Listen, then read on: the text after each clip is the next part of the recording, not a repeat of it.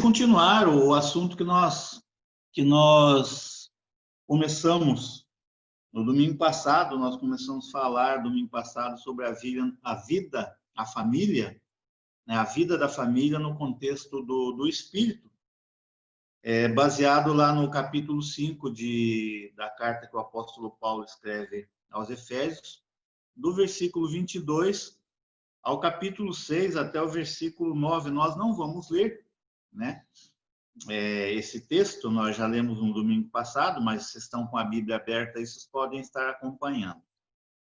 E no domingo passado nós começamos a falar a relação que Paulo faz, né, de tudo aquilo que ele escreve, a relação que ele faz, a ligação que existe lá com o versículo 18, quando ele cita o mandamento, né?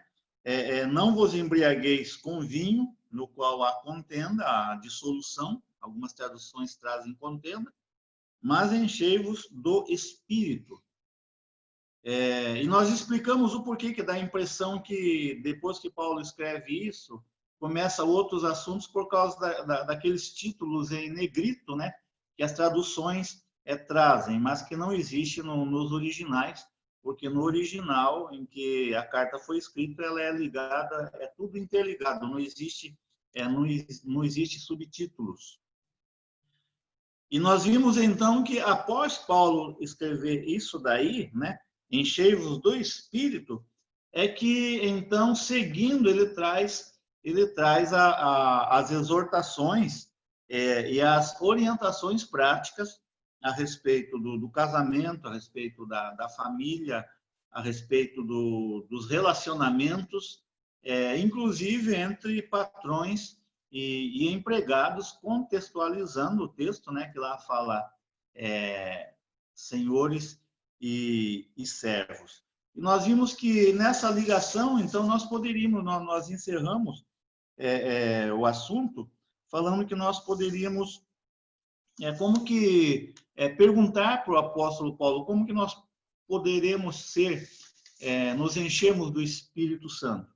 E nós vimos as respostas que vêm seguindo a essa ordenança de Paulo, né? Nós vimos lá no versículo 19 como que nós podemos nos encher do Espírito Santo. Paulo responde falando entre vós, entre salmos, cantando, louvando de coração ao Senhor. Depois no versículo 20, ele responde novamente dizendo que nós podemos nos encher, dando sempre graças por tudo a Deus. E no versículo 21, ele fala que nós podemos nos encher do Espírito Santo sujeitando-nos uns aos outros no temor de Cristo, né?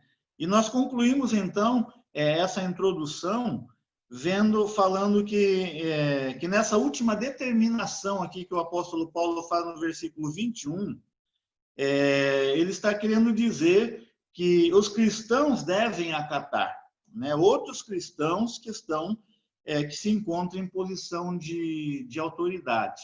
É o respeito ao princípio de autoridade, que é um princípio divino. E nos versículos seguintes, então, é o que nós vamos dar continuidade agora. Nos versículos seguintes, o apóstolo Paulo, então, ele trata desses casos que nós estamos falando de uma forma mais particular, né? Quando ele desenvolve o sujeitando-vos, lá do versículo 21, ele vai particularizando esse sujeitando-vos, né? Então, ele fala, primeiramente, sujeitando-vos uns aos outros, primeiramente na área do casamento, né? É quando lá nos versículos 22 ao 33, então ele passa a falar às mulheres, né, se sujeitando aos maridos como ao Senhor, né, os maridos se sujeitando também às suas mulheres, amando as suas mulheres como Cristo ama a sua igreja. Então Paulo faz essa ligação do sujeitando-vos, né? Ele começa então na área do casamento, né? Porque se não houver sujeição, né, na área do casamento, que é o início da família, dificilmente haverá sujeição, irmãos, às demais coisas espirituais. Não existe como dizer que está tudo bem na minha vida espiritual, que está tudo bem na minha vida com Deus, se na minha vida, no meu casamento não está bem, na minha vida com os meus filhos não está bem, né? É um princípio, princípio bíblico, não tem como isolar o cotidiano do espiritual. Nós começamos a ver esse assunto e nós vimos que tudo está ligado ao espírito, que tudo está ligado ao espiritual. E esse princípio é estabelecido por Cristo. Se nós lembramos lá no sermão do Monte, né, lá no capítulo 5 de Mateus, quando ele está falando a respeito da pessoa comparecer perante o altar para oferecer uma oferta, e Jesus disse ali, você lembrar que alguém tem alguma coisa contra você, você deixa ali a tua oferta, vai lá, resolve essa questão, depois volta e oferece a tua oferta. O que Jesus está ensinando aqui, queridos? Está ensinando o princípio de, se não está bem no nosso horizontal, eu já falei isso algumas vezes em estudos na escola bíblica. Se não está bem no nosso horizontal, também não pode estar bem no nosso vertical. A ligação vertical está ligada ao horizontal. É o que João estabelece. Se você não ama o teu irmão a quem você vê, como você pode dizer que você ama a Deus a quem você não vê? Está tudo ligado. Não tem como viver uma vida cristã separada. O meu horizontal do vertical, o vertical separada do horizontal. É tudo interligado. É isso que o apóstolo Paulo está ensinando aqui, né? No momento que ele diz, vocês não se embriaguem com vinho, mas encham-se do Espírito Santo. E como é que eu posso me encher do Espírito Santo? Ele vai passando então essas orientações, quando ele particulariza aqui, sujeitando-vos uns aos outros, primeiro a nível do casamento, dentro de casa, porque a igreja começa em casa. Eu começo a ser igreja, a viver igreja dentro da minha casa. Como nós dissemos, é fácil? Não, não é fácil. Não é fácil, né? Porque são X cabeças, X situações, mas a palavra nos dá condições, nos orienta, Paulo orienta de como nós podemos chegar a soluções dos problemas que nós enfrentamos no nosso dia a dia. Então, a primeira área que Paulo fala aqui a respeito de nos sujeitarmos uns aos outros, ele começa a falar no casamento. Depois, a segunda área, outra área que ele fala com relação a isso de nós nos sujeitarmos uns aos outros, ele fala na área da família.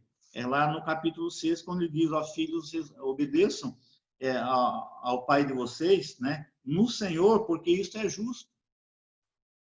Honra o pai de vocês, a mãe de vocês, para que você vá bem na tua vida. Estou parafraseando o texto, né? E vocês, pais, não provoquem os vossos filhos a ira.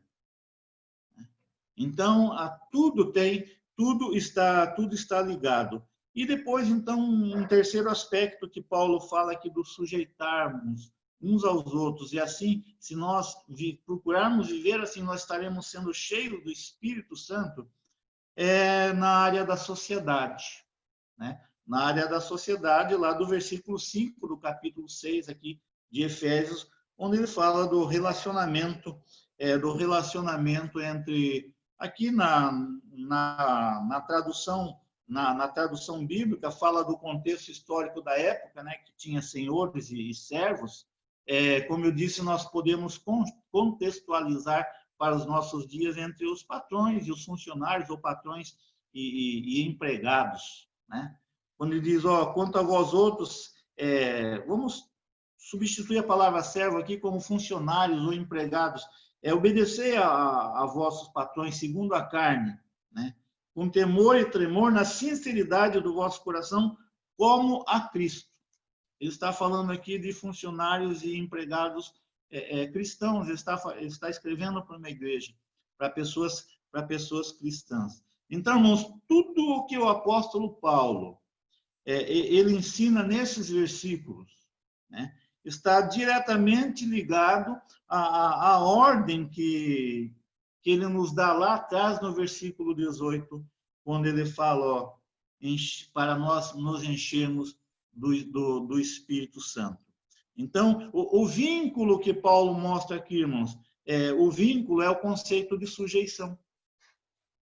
O vínculo é o conceito de sujeição. Porque se nós entendermos isso, automaticamente não fica difícil nós nos sujeitarmos a Cristo também, a quem nós não vemos, né? Então, o vínculo da sujeição, como eu disse, ele particulariza aqui as esposas sujeitando-se aos maridos, como ao Senhor, os maridos sujeitando-se às esposas, amando a esposa. Interessante que não há uma ordem de amar para a esposa, para o marido, né? Porque ele é o cabeça, ele é a autoridade constituída por Deus, né? Então, o conceito de sujeição, os filhos se sujeitando aos pais, os pais também se sujeitando aos filhos, respeitando-os e não provocando-os a ira, né? E futuramente, se nós tivermos oportunidade, nós vamos ver o que é provocar essa ira nos filhos, né? E os servos se sujeitando aos seus senhores, ou os empregados, os funcionários se sujeitando aos seus patrões no Senhor. Mas também fala dos patrões respeitando os empregados.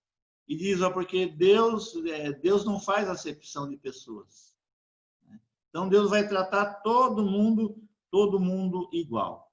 Irmãos, eu quero concluir essa parte, né, dizendo que o ensino de Paulo sobre casamento, sobre família, e também sobre os relacionamentos a nível de sociedade, a nível de trabalho, a continuação explicativa, se eu posso dizer assim, a continuação explicativa do mandamento sujeitando-vos uns aos outros no temor de Cristo, que, por sua vez, né, é uma explicação do mandamento principal, que é enchei-vos do Espírito Santo.